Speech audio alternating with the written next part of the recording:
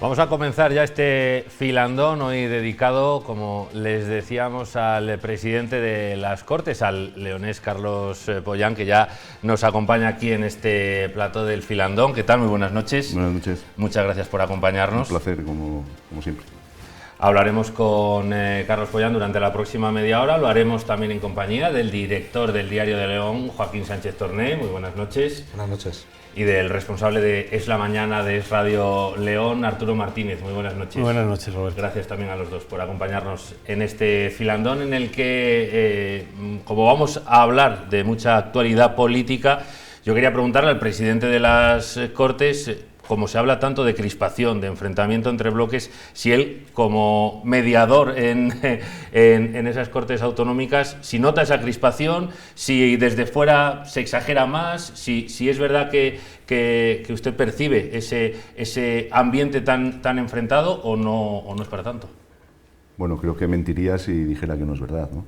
Lo que sí que es cierto es que yo desde el primer momento he intentado que no sea así. Por mi forma de actuar o mi forma de entender cómo llevar el Parlamento, creo que lo he intentado. Creo que en estos últimos meses el nivel de crispación ha bajado, cosa rara porque estando en un periodo electoral tan continuo que hemos tenido, pero sí que me ha parecido, tengo esa sensación de que en estos últimos meses ha bajado un poquito el pistón, pero sí que es cierto que es una realidad, ¿no? Es una realidad que la política en este momento está en ese punto de crispación. Lo que también comparto, como bien has dicho, que no todo lo que sale es la realidad de lo que se vive en el día a día en el Parlamento. Es decir, semanalmente hay un montón de comisiones de cada consejería, de cada área del Gobierno. Los plenos duran 8 o 9 horas entre los 2 días que se celebran. Y bueno, pues es cierto que hay momentos determinados, puntuales en determinadas intervenciones que puede ser la sensación que da a la gente que no lo vive desde dentro. Pero bueno, también es cierto que es lo que los informativos o los medios de comunicación hacen su trabajo y tienen que hacer ver a la gente. Pero bueno, hay muchas más cosas y como te digo, yo desde el principio sí que he intentado que esa tensión se rebaje. Ha habido muchos partidos políticos que en determinados momentos de crispación alta han intentado y han trasladado el hecho de que se rebaje y bueno, pues yo seguiré intentándolo cada día. Pues yo creo que somos la propia sociedad la que estamos reclamando a los partidos políticos, a los políticos en general, una bajada de tensión, una bajada de tensión, más bien una bajada de los insultos, ¿no?, que hay permanentemente. Pero a mí me interesa ir un poco al momento actual, ¿no? Esta mañana hemos asistido a una sesión de control en el Congreso de los Diputados. Lo digo porque es usted la figura encargada de mediar en las sesiones de control, en todas las sesiones, pero especialmente en las sesiones de control, que pueden ser más tensas. Pero hoy hemos vivido una sesión de control en el Congreso en la que se preguntaba por una cosa y se respondía por otra. Yo no sé si considera que hay una falta de respeto a los ciudadanos, por supuesto a los propios diputados en este caso, porque me refiero a las preguntas de Feijóo y de toda la oposición sobre la situación de la esposa del presidente, de Begoña Gómez, como investigada en una causa que todavía no está abierta, pero sí investigada. Y sin embargo las respuestas de Pedro Sánchez, del presidente del Gobierno, no tenían absolutamente nada que ver. Empezó a hablar de Palestina, empezó a hablar del fango. ¿Usted considera que Castilla y León está ajena a ese fango? Y en el caso de que una sesión de control en las Cortes de Castilla y León se produjera en esos términos, es decir, en el que se pregunta por una cosa y no se contesta, ¿usted podría intervenir, podría hacer que se conteste a la pregunta? Yo sinceramente le diría que en el Parlamento de Castilla y León han sido muy pocas veces, son muy pocas veces las veces que a lo mejor se ha desviado un poco la respuesta a esas preguntas de control al Gobierno de lo que se estaba preguntando. Normalmente yo considero que si a ti te preguntan sobre una cosa y no contestas es porque algo tienes que ocultar o algo tienes que esconder. Yo en el caso del Parlamento de Castilla y León, del Gobierno de Castilla y León, le digo que ha sido muy pocas veces las que no se ha contestado a nada de lo que se pregunta. Hoy no he visto la sesión de control del Gobierno, pero sí que es una labor del presidente en determinados momentos tener que llamar a la cuestión a los implicados sea una pregunta oral al Gobierno, sea en una contestación a una interpelación o a una moción. Evidentemente, yo sí lo considero una falta de respeto a los ciudadanos. Es decir, la gente, los partidos y las personas que están en el gobierno y las personas que están en la oposición están ahí para hacer una labor. Y en ese caso, en el caso concreto que me está contando, es una labor de control al gobierno. Podemos estar más de acuerdo o no con las preguntas, pero se está controlando al gobierno y creo que el gobierno tiene la obligación de contestar. Pero es cierto que ya se está dando, sobre todo a nivel nacional, muchas veces que, pues lo que comentábamos un poco a tono de broma, ¿no? El manzanas traigo. Te pregunto de una cosa y no me interesa contestarte. Lo que sí que creo es que el no contestar está dando carta de verdad a lo que te están preguntando. Porque entiendo que si te están preguntando por una cosa y no tienes nada que ocultar y no tienes nada que esconder, no deberías de tener ningún problema en contestar. La política de hoy es mucho fango o sencillamente es mucha teatralización, mucha escenificación de lo que está sucediendo o de lo que quieren algunos partidos políticos, en general todos, básicamente, que parezca o que llegue a la opinión pública.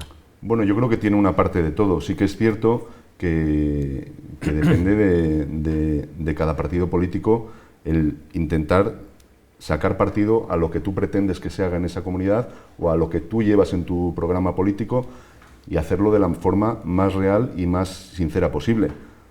Me consta y todos conocemos que hay mucha parte de teatralidad. La máquina del fango que se ha sacado ahora como frase célebre en determinados momentos, yo creo que esas máquinas del fango hacer un señalamiento de determinados medios como máquinas del fango o determinados políticos como máquinas del fango, yo creo que lo único que buscan es ocultar las realidades y tapar realidades, porque bueno, cada uno hace su labor, los profesionales de los medios de comunicación hacen vuestra labor, los políticos hacen su labor, y yo creo que si no tuvieras nada que ocultar, esas máquinas del fango que se han denominado no existirían. Las Cortes de Castilla y León, digamos, son el Congreso de los Diputados de nuestra zona autonómica, ¿no? ¿En algún momento usted le han dado alguna orden de que interrumpa a alguno de los procuradores, como fue el caso en el Congreso hace no muchos días, del presidente del Gobierno con un gesto mandando cortar a través de la presidenta del Congreso a uno de los parlamentarios? ¿Le ha sucedido esto alguna vez? ¿Ha sucedido alguna vez en la historia de la democracia? Lo puedo decir muy alto y muy claro, que yo no he recibido nunca ninguna orden de mi partido político o de cualquier miembro del gobierno autonómico que tenemos en este momento para que yo actúe de una forma o de otra en mi labor como presidente de ese Parlamento. Es más, le puedo decir que yo algún problema de los que he tenido en las Cortes de Castilla y León han sido con mi propio grupo parlamentario, con los miembros de mi partido, pero lo veo como algo normal y como un proceso de aprendizaje. Las críticas siempre son buenas, yo siempre las tomo como buenas, puedo participar de ellas, verlas razonables o no, o yo, cuando se me critica, exponer el por qué he hecho una cosa o por qué he hecho otra. Pero desde luego a mí nunca se me ha dado ninguna directriz de cómo tengo que dirigir ese Parlamento, y al contrario, creo que la visión de mi partido y del equipo de gobierno que me ha puesto en ese puesto, a día de hoy creo que es positivo. Yo le voy a preguntar, usted pertenece al grupo político Vox, y estamos viendo que en el debate nacional de las asociaciones, de los vínculos con los partidos, vemos un enfrentamiento evidente entre su grupo, entre Vox y el Partido Popular, que no es el reflejo de lo que sucede en la Junta de Castilla y León. ¿Cómo se convive con una situación en el panorama nacional que es, digamos, o eso es lo que vemos nosotros, lo que apreciamos, totalmente opuesta a lo que ocurre en esa política autonómica? Creo que hay que partir de una base. Somos dos partidos distintos. Compartimos ciertos puntos, pero en otros somos muy distintos o radicalmente distintos incluso. Pero eso no quita para que, como coalición de gobierno, y cuestión que no era fácil, sobre todo por nuestra parte, con nosotros la primera posición de gobierno ha sido en Castilla y León. No es fácil convivir o intentar formar parte de un gobierno con un partido que lleva 35 años gobernando en Castilla y León. Somos partidos distintos, pero lo que sí que creo que está claro es que en este momento tanto PP como Vox gobiernan a más de 13 millones de personas en este país, en las comunidades autónomas. Y creo que en esas comunidades autónomas se están haciendo cosas útiles para los ciudadanos de todas esas comunidades, sin ninguna duda. Lógicamente, estamos, como decíamos antes, en procesos electorales continuos y somos partidos distintos. Debemos de defender nuestras posiciones. En unas somos radicalmente opuestos al Partido Popular. Tenemos ahora las elecciones europeas en las que cada uno tiene que buscar su espacio, en las que nuestra idea es que el Partido Popular en determinados momentos, se habla incluso de cifras y son reales, en el 88,28% de las decisiones que se han tomado en la Unión Europea en estos 5 últimos años han votado con el Partido Socialista. González Pons ha dicho en determinados debates y en determinados vídeos que son coalición con el Partido Socialista en Europa. Nosotros creemos que se pueden hacer cosas distintas, pero somos respetuosos y seremos siempre leales al Partido Popular en los sitios en los que estamos gobernando con ellos. Creo que la muestra es Castilla y León. Llevamos 2 años, se están haciendo muchas cosas positivas para las personas que viven en Castilla y León y creo que los resultados y los hechos están ahí. Y bueno, yo he escuchado al presidente Alfonso Fernández Mañueco en reiteradas ocasiones de que es un gobierno leal, un gobierno que está trabajando en beneficio de las personas que viven en Castilla y León, pero no quita, lógicamente, que estamos en procesos electorales, en debates a nivel nacional, a nivel europeo, en las que somos distintos y cada uno tenemos que defender nuestras posiciones. Al hilo, de esa relación con el Partido Popular, es cierto que durante los primeros meses de este gobierno autonómico siempre existía ese rum-rum, vamos a decir, de posibles adelantos electorales en función de resultados. Bueno, desde el primer día.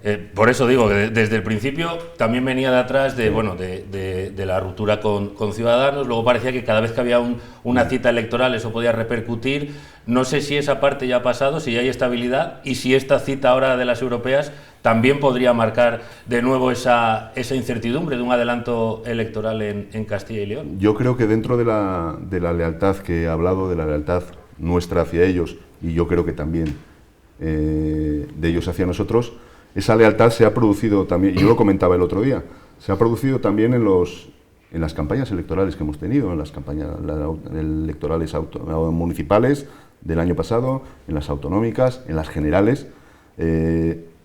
Yo no he visto entre los 2 partidos en Castilla y León, en los líderes que han intervenido en Castilla y León, enfrentamiento entre las 2 partes, en echarse en cara cuestiones relativas al gobierno de Castilla y León, porque entiendo que el gobierno está funcionando, entiendo que la lealtad, todos tenemos claro nuestra participación en el gobierno de Castilla y León. Nosotros somos 13 procuradores en las Cortes de Castilla y León, el PP tiene 31 procuradores, estamos siendo leales a ese gobierno en la proporción que nos ha correspondido, que es la proporción que los castellanos y leoneses han querido darnos, los 213.000 votantes de Castilla y León. Creo que esa lealtad y eso que me estás comentando, desde el día siguiente a la formación del gobierno ya se estaba hablando que este gobierno no iba a durar, que cuándo sería el adelanto electoral. Bueno, yo creo que la legislatura está siendo tranquila. Es cierto que tuvimos momentos de tensión lógicos y normales en los primeros meses. Se dio la circunstancia de que fue el primer gobierno autonómico en el que Vox entró, la primera institución, parlamento que Vox presidía, y que estuvimos un año solos nosotros como único gobierno autonómico de coalición. Se ha estabilizado Murcia, se ha estabilizado Aragón, se ha estabilizado Valencia, hay acuerdos en Extremadura, hay acuerdos en Baleares, y no ha pasado nada. El fin del mundo que la izquierda aventuraba que iba a ocurrir en las calles de las ciudades, que se iba a retroceder 40 años en la historia, que iban a haber pérdida de derechos, no existe nada. Existe gobiernos fuertes, gobiernos de coalición que están actuando en favor de las personas de esas comunidades, y es lícito que nosotros intentemos seguir creciendo, igual que el Partido Popular, tanto en Europa como en los procesos electorales que hay. Ha hecho usted un análisis de la situación en el Parlamento Regional como estable y también hace un análisis del gobierno autonómico como estable. ¿Cómo ve el gobierno de la nación? Es decir, las europeas pueden marcar un antes y un después. Las continuas noticias que se publican en los medios de comunicación nacionales sobre las presuntas corrupciones, corruptelas, etcétera, y un mal resultado del Partido Socialista en las europeas puede hacer tambalear el gobierno. Mire, yo creo lo primero que tengo que decir es que lo que se está viviendo en este país a nivel de posibles casos de corrupción contrastados y con sentencias judiciales. En cualquier otro país de Europa se ha llevado gobiernos por delante, al día siguiente.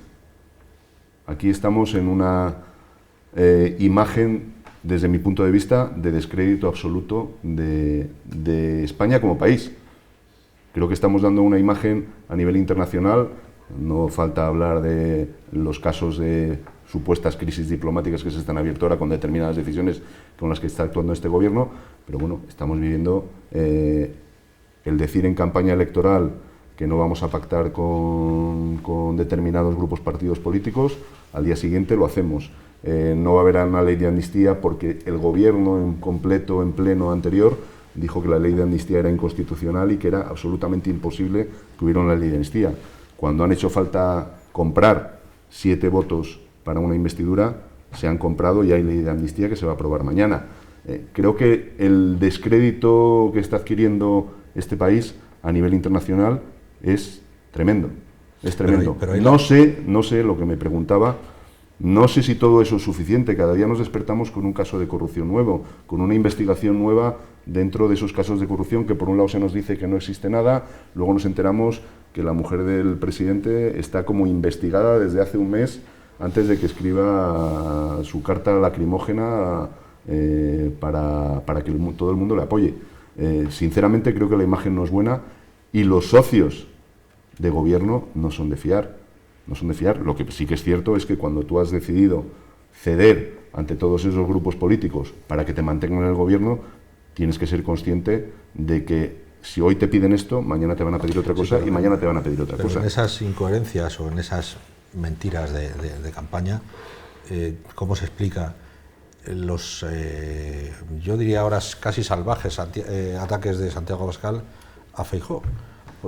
Porque tantos gobiernos de coalición en varias comunidades autónomas y un ataque tan feroz, aunque sea en campaña electoral, de Santiago Abascal a Feijóo, parece incoherente al menos. Lo que creo es, como decíamos antes, que se está separando la actividad que se está realizando en los gobiernos autonómicos con lo que hay a nivel nacional. Es decir, si todos estamos y tenemos claro que el objetivo es que Sánchez salga del poder y que la izquierda deje de gobernar este país, lógicamente el PP considera que lo tiene que hacer de una forma y Vox considera que se tiene que hacer de otra forma.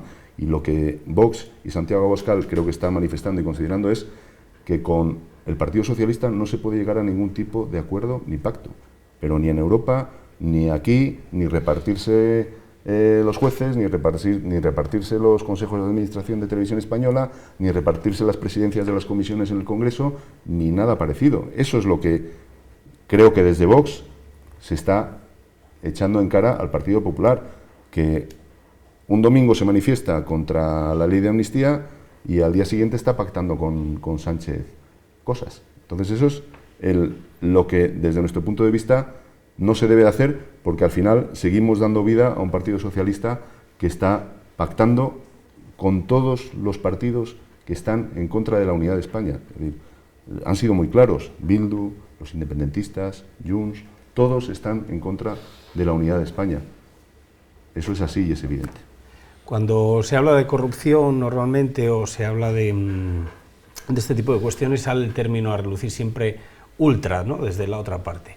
Y es un término que también se utiliza desde su parte, ¿no?, la ultraizquierda, como si se tratase de un partido de fútbol y aquí hubiese ultras o irresponsables, irracionales de un bando y de otro, en los que el fin tiene poco que ver con el objetivo, ¿no?, que es el seguir manteniendo pues, la democracia o el estado de bienestar. ¿Qué les parece a ustedes que le sigan llamando ultraderecha? ¿Y qué significado tiene para ustedes esto? Porque es que se sigue siempre acuñando ese término, la ultraderecha. ¿Es mala la ultraderecha? ¿Cómo lo ven ustedes, esa concepción que tiene Vox como ultraderecha? Nosotros ultraizquierda, yo particularmente nunca lo he utilizado, y yo creo que muy poquitas veces por algún dirigente nuestro se utiliza ultraizquierda. Se utiliza partidos independentistas, partidos que quieren romper la unidad de España, partidos comunistas.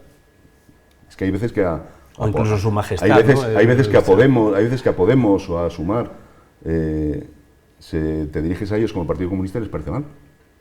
Cuestión que no entiendo, porque claramente su ideología es esa.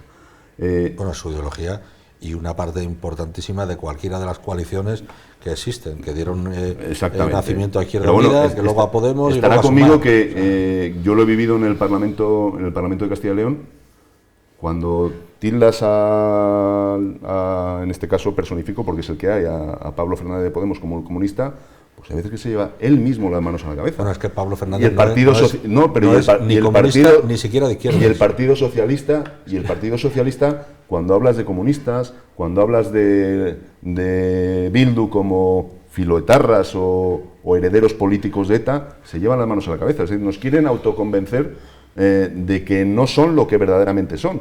Quizá porque, igual que cuando las preguntas al gobierno, quieren esconder con quién están pactando a nivel nacional y en muchos sitios, pero es la realidad.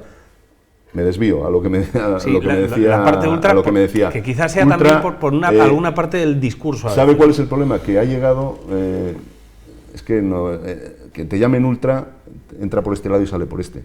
Porque es que prácticamente el 90% de su argumentario en el Congreso, en las Cortes de Castilla y León, es hablar de cuidado que viene la ultraderecha. Se nos ha llamado de todo.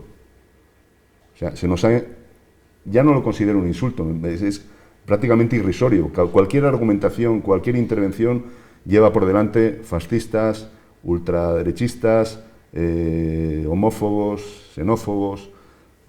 ¿Y dónde están los argumentos? ¿Qué estás diciendo? ¿Qué está ocurriendo, por ejemplo, en Castilla y León con este gobierno para que sea tan preocupante lanzar esas soflamas a la opinión pública?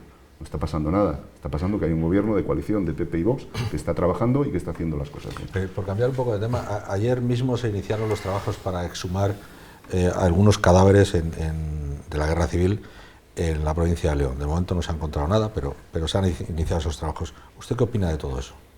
Me parece bien. Me parece bien. La ley de concordia que se está empezando a tramitar en las Cortes de Castilla y León busca que todas las víctimas, tanto del periodo del 36 en adelante como del periodo del 31 al 36, tengan el trato que merecen.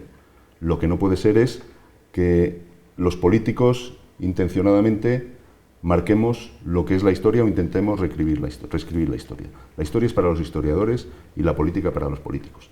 Lo que no se puede pretender es cerrar periodos y dejar otros abiertos. Creo que debemos ser justos cerrar periodo desde el 31 en adelante con esa ley de concordia, que lo único que busca, le he dicho que me parece bien lo que se está haciendo y que se siga haciendo, pero con las víctimas de todos los periodos. Pero lo que sí que es cierto es que, claro, son circunstancias que tampoco son comparables, ¿no? Ese periodo de dictadura donde, pues bueno, se lleva trabajando tiempo, intentando recuperar, que es lo que ha creado un poco de polémica, ¿no? con este cambio eso no se ha parado, eso sigue, y de hecho creo que esto que está comentando Joaquín va en esa línea. Yo estoy de acuerdo que se haga y que se siga haciendo, pero creo que la historia no empieza de repente en el año 36, ni se inicia de repente en el año 36. El año 36 llega por un periodo anterior.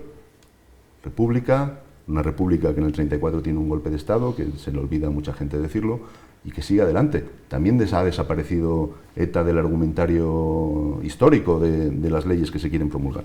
Entonces creo que la historia debe ser para los historiadores. Los políticos es muy peligroso que entren a reescribir la historia y creo que no se debe de hacer. Usted entra en política hace muy poquito. Esta es su primera aventura como político y lo hace como la segunda autoridad de la comunidad autónoma, si quitamos al rey, por supuesto. ¿Cómo está viviendo todo eso? Me imagino que como un aprendizaje a marchas forzadas, pero ¿cómo lo está viviendo en una situación tan compleja como la política actual? Bueno, ya me ha pillado mayor. No me pilla de muy joven y con muchas experiencias vividas en otros ámbitos que ya me han puesto un poco de coraza en determinadas cosas. Pero sí que es cierto que lo estoy viviendo, estoy encantado. Desde el primer momento estuve encantado con que mi partido y el acuerdo con el PP consideraran que mi persona era la apropiada para desempeñar ese cargo, quizá porque me conocían y sabían mi forma de actuar, mi talante, mi forma de ver las cosas y de tratar y el trato que tengo con todo el mundo. Y bueno, pues yo estoy encantado y estoy feliz. Es cierto que tuve un periodo desde que se conformaron las Cortes hasta que se tomó posesión el gobierno, de un mes y pico largo, que me dio tiempo a ponerme al día de lo que era ser presidente de las Cortes. Gracias al gran trabajo y a los grandes profesionales que hay en las Cortes y gracias a mucha gente que ha colaborado. Yo creo que de todos los grupos parlamentarios, evidentemente puede haber quejas, porque normalmente es normal que las haya, pero creo que tengo un trato bueno con todo el mundo. No sé si habrá alguien que pueda decir algo de mi trato personal con ellos. Cuestión que sí que me sorprendió, pues bueno, es evidente y todo el mundo lo sabe, del día de mi toma de posesión, que hay gente que no respetó a la institución y en ese caso la institución me había elegido a mí y me negaron el saludo.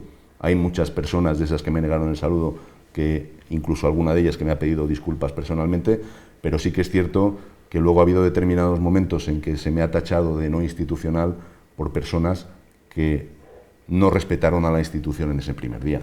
Yo estoy contento, creo que la gente está más o menos contenta con mi trabajo, desde luego en mi partido están contentos con mi trabajo, en la otra parte del gobierno hay muy buena relación y creo que también lo están, y bueno, pues solo espero que esta primera experiencia en política, como bien dices, ha sido entrar por la puerta grande, pero espero que el día que salga, pues también que haga como los toreros, que pueda salir por la puerta grande también, y por lo menos que nadie pueda tacharme de sectario, de partidario, en mi actividad como presidente de las Cortes. Lógicamente, yo represento a un partido político, he sido elegido por un partido político que tiene una ideología determinada, pero mi actividad como presidente de las Cortes la tengo claramente separada y creo, personalmente y modestamente, que estoy contento con lo que estoy haciendo. Usted, que también es leonés, y como leonés le voy a hacer la siguiente pregunta: ¿cómo se percibe el leonesismo en el Parlamento Autonómico?